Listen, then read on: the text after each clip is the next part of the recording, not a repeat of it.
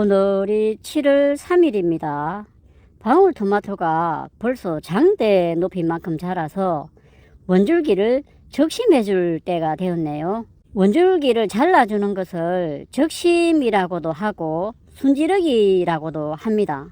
그래서 원줄기를 적심해 주는 시기와 방법에 대해 한번 알아보겠습니다. 텃밭에 방울토마토 몇 포기만 심어 놓고 이렇게 겨순 제거만 잘 해줘도 많이 따먹을 수 있는 것이 방울토마토이더라고요. 지금 벌써 계속 따먹고 있는데 오늘도 좀 딸 게 있네요. 방울토마토를 가장 쉽게 키우는 게 겨순이 나오면 제거를 해주고 원줄기 하나만 키우는 게 제일 쉽습니다. 여기 또 겨순을 내고 있는데 줄기와 잎 사이에 나오는 요런 겨순들은 제거를 해주고 원줄기만 계속 키우면 7화방 정도 필 때쯤 되면 벌써 지주대 높이까지 자랍니다.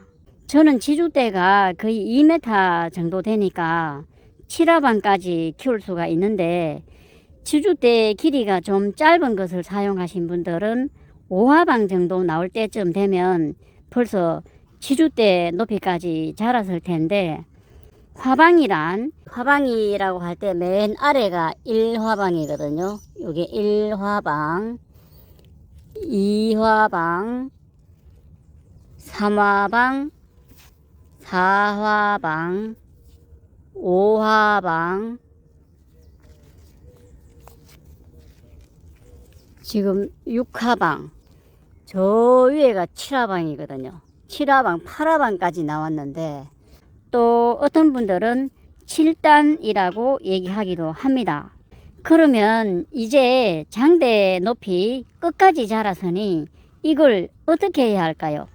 오이는 줄기를 다시 아래로 내려줘서 줄내림 한다고 하는데 아래로 내려주면서 계속 키울 수 있지만 토마토는 줄기를 내릴 수도 없지요. 그래서 이제 더 욕심부리지 않고 요 밑에 달린 토마토를 빨리 굵게 한 다음에 다 따먹고 나면 토마토 재배는 끝내버립니다. 그럼 계속 키워서 더 많이 따먹으면 될 텐데 하는 의문이 들겠지요. 네, 맞습니다. 계속 키워서 따먹을 수도 있습니다. 8화방에 꽃이 막 피려고 하는데 여기에 열매가 달리고 익어서 따먹으려면 50일은 있어야 됩니다. 그러면 오늘이 7월 3일이니까 대략 8월 말쯤은 돼야 요걸 따먹을 수 있는데 텃밭은 가을 작물들을 심기 위해 자리를 비워야 하는 상황이 됩니다. 8월 말쯤에는 걷어내야 가을 작물을 심을 수 있지요.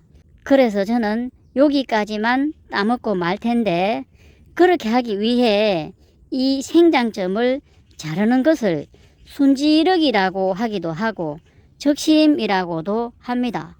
이 포기 같은 경우는 8화방까지 꽃이 폈지만 대부분은 지금 한 7화방까지 꽃이 폈거든요. 그래서 7화방 내지 8화방에서 적심을 해줘야 할 것 같습니다. 적심을 해주는 시기를 꼭 8화방에 꽃이 필 때가 아니라 각자가 생각하는 목표 수량의 수확 종료 50일 전에 해주면 된다는 겁니다. 그래서 저는 7화방 내지 8화방까지가 목표 수량이 되겠네요.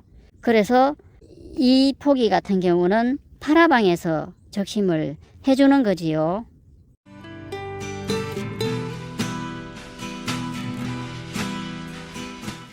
구화방까지 현재 나오긴 나왔는데 8화방에 꽃도 잘 나왔습니다. 그럼 잘 나왔으니까 요 꽃을 중심으로 해서 그 위로 잎을 2개 내지 3개만 남겨놓고 생장점을 적심하면 되거든요.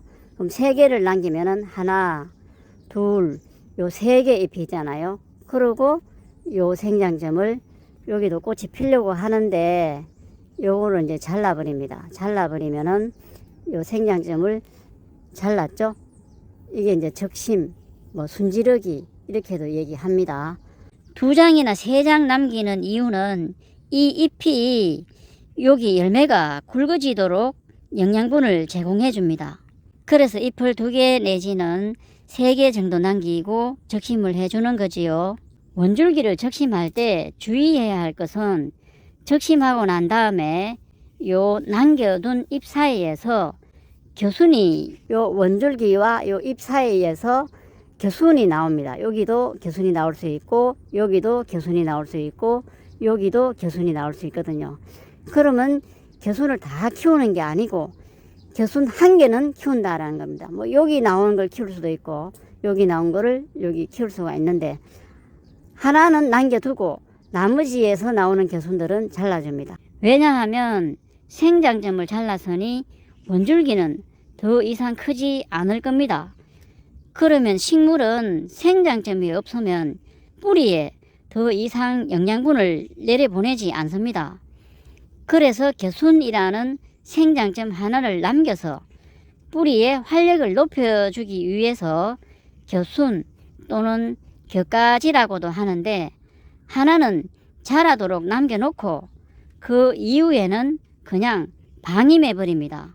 그러면 줄기는 더 이상 자라지 않으니까 줄기가 자라는데 소모되는 영양분들이 요 아래에 열린 열매에 가게 되니 열매가 빨리 굵어집니다. 이걸 보시면 이해가 되실 겁니다. 그러니까 요런 경우는 요 생장점이 잘려버렸습니다. 노지는 바람이 강하게 붑니다. 토마토가 자라는 즉시 지주대에 유인을 해주지 않으면 원줄기라 할지라도 바람에 부러집니다. 이 토마토의 원줄기가 바람에 잘려진 경우인데 왜 그러냐면 여기 잘려버리기 때문에 더 이상 안 크니까 영양분이 갈 데가 없으니까 요 과일들이 확실히 잘 굵어진다라는 겁니다. 요 밑에 과일들이 다 충실하게 잘 굵어졌잖아요.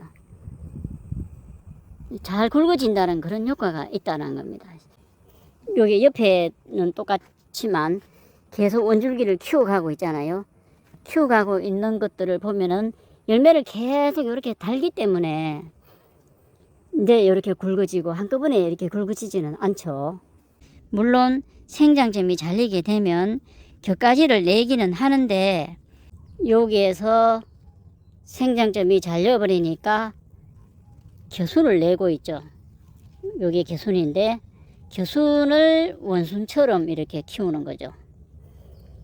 여기 겨순에서도 꽃이 피고 있죠. 꽃이 피고 열매를 달라 그러고 겨순을 원순처럼 키워나갈 수 있다라는 거거든요. 좀 자람이 더딘 것 같긴 한데 여기는 이렇게 키웠던 거죠. 여기서 겨순이 나온 것을 꽃이 피는 것을 보고 그냥 놔두고 잎을 2개 두고 여기서 적심을 했더니만 더 이상 자라지는 않죠. 그러니까 요 열매가 굵어집니다. 열매가 굵어지고 그 위로도 다 이제 요 열매를 달겠죠.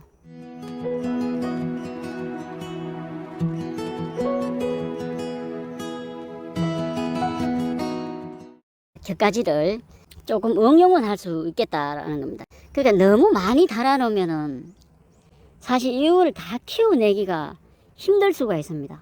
그 영양분이 충분히 공급돼야 되고 좀 그런 조건이 맞아야 다 전체적으로 잘 굵어지기 때문에 원줄기 하나를 키울 때보다 오히려 잘못하면은 품질이 더 안 좋아질 수가 있으니까 제일 키우기 쉬운 것은 격가지 나오면은 제거를 하고 원줄기 하나만 쭉 키워나가면서 이렇게 다는 거 이렇게 해도 많이 달 수 있거든요. 이게 가장 쉽죠.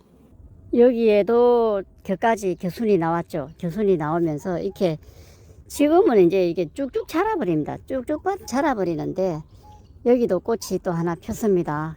꽃이 하나 폈는데 마찬가지로 이제 요 위쪽에는 요 생장점을 잘라서 잎을 3장 남겼죠. 1장, 2장, 3장 남기고 생장점 자르고 여기에 꽃은 이제 열매를 달아볼 생각입니다. 달아볼 생각이고 여기서 나오는 겨순은 잘라버리고 겨순 잘랐죠. 여기 꽃이 폈는데 요것은 열매를 달아볼 생각이고 왜냐하면 이제 요 위쪽은 다 잘라서 더 이상 자라지 않게 하기 때문에 밑쪽에 이제 달면 되기 때문에 겨순 나오는 것들 뭐 이게 키우는 방법은 여러 가지가 있는데 겨순을 이용해서 열매를 달아볼 수 있는 방법도 있다라는 겁니다. 오늘은 방울토마토의 원줄기를 적심해주는 시기와 방법에 대해 알아봤습니다. 감사합니다.